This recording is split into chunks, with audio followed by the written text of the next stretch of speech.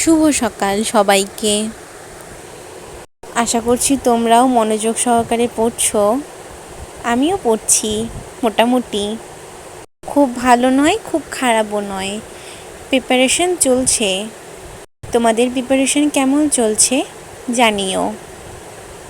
এখন আমি নবম শ্রেণীর বইটি বের করলাম আর এখন কোষ চ্যাপ্টারটা পড়ব, আর সাথে ক্লাস 11-এর বইটাও সঙ্গে নিয়েছি। আমার সিলেবাসে কোষ, কলা, পরমাণুর গঠন আর ত্রিভুজ চ্যাপ্টারগুলো রেখেছি। তারপরে আমি কোষের পড়াটা চালু করলাম। অনেকটা টাইম লেগেছে, কারণ ক্লাস 9 আর 11 মিলে পড়েছি তো, তাই মোটামুটি 2-1.5 ঘন্টা লেগে গিয়েছে। আমার কাছে তো টাইমার বা স্টপ ওয়াচ নেই, তাই সময়টা তোমাদের দেখাতে পাচ্ছি না, তার জন্য সরি। আচ্ছা, তোমাদের কি কোষ চ্যাপ্টারটা কমপ্লিট হয়ে গেছে? কোষ চ্যাপ্টারটা কিন্তু একটু টাফ আছে। আচ্ছা, আমি যদি তোমাদের দুটো কোশ্চেন করি, তোমরা কি অ্যান্সার দিতে পারবে? আচ্ছা বলো তো, জীবনের ভৌত ভিত্তি কী আর কে আবিষ্কার করেছেন সেটা? আর সেকেন্ড কোশ্চেন হলো, সাইটোপ্লাজম কে আবিষ্কার করেছে? যদি জানো এই দুটো অ্যান্সার, তাহলে আমাকে কমেন্টে জানিও।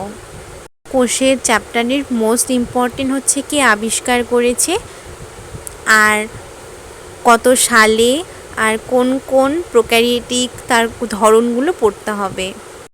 পড়াশোনা কমপ্লিট করে খাওয়া দাওয়া সেরে নিয়েছি। একটু টেনশনে আছি জানো, জানি না কি হবে। দিন বিকালবেলা বোনের সাথে একটু মাইন্ড ফ্রেশেরও তো দরকার, তাই না?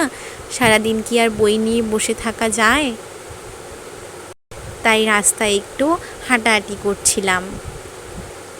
সন্ধ্যাবেলা আমি ফোনের মধ্যে ক্লাস করছিলাম। আসলে আমার দুটো ফোন নেই, তাই স্ক্রিন রেকর্ড করে দেখাচ্ছি। এই ম্যামের ক্লাসগুলো আমার খুব ভালো লাগে। পরমাণুর চ্যাপ্টারটা একটু করছিলাম আর কি।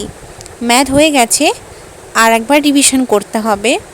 আর পরমাণুর চ্যাপ্টারটা একটু সমস্যা ছিল আমার, তো তার জন্য জাস্ট বেসটা ক্লিয়ার করছিলাম।